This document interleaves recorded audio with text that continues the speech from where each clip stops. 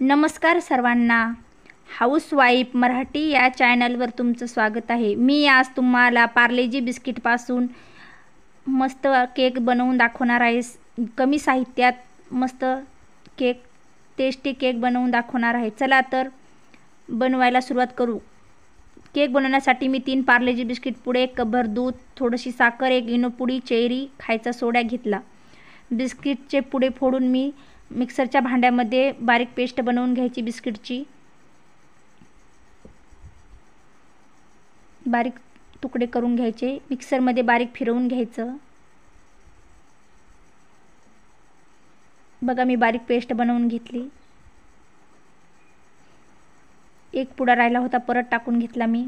त्याच्यामध्ये थोडीशी साखर टाकायची।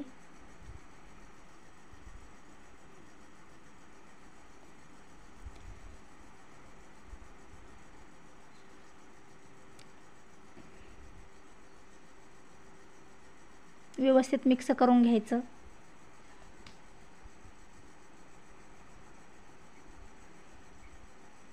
याला व्यवस्थित मिक्स करून घ्यायचं।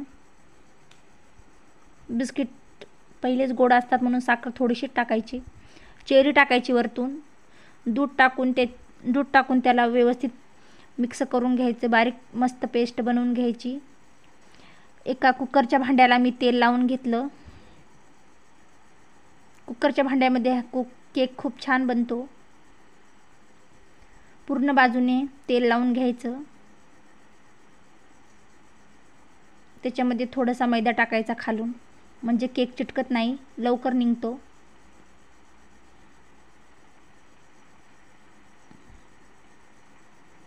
याच्यामध्ये थोडीशी चेरी टाकायची खाली। एका वाटीमध्ये मी अर्धी पुडी इनो घेतली। त्याच्यामध्ये थोडंसं पाणी टाकून घेतलं इनोमध्ये।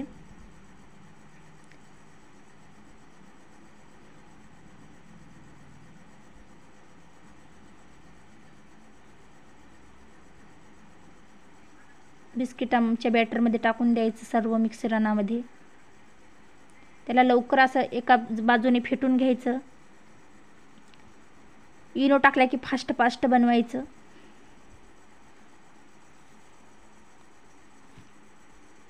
व्यवस्थित फेटून घ्यायचं। केक मग खूप जाळीदार बनतो, खायला पण खूप छान लागतो।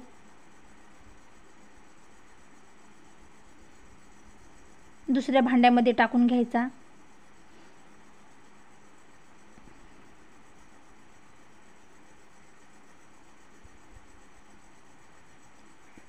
पूर्ण मिश्रण टाकून घ्यायचं डब्यामध्ये। वरतून चेरी टाकायची राहिलेली। तुम्ही याच्यामध्ये ड्रायफ्रूट्स टाकू शकता, बदाम, काजूचे काप। मी 5-10 मिनिटं कुकर गरम करायला ठेवला होता। कुकरामध्ये बिस्किट ते मिश्रण ठेवलं। 20 मिनिटं केक शिजू दिला गॅसवरती। बघा किती छान केक शिजला की नाही, बघा चाकूला किती छान केक शिजला।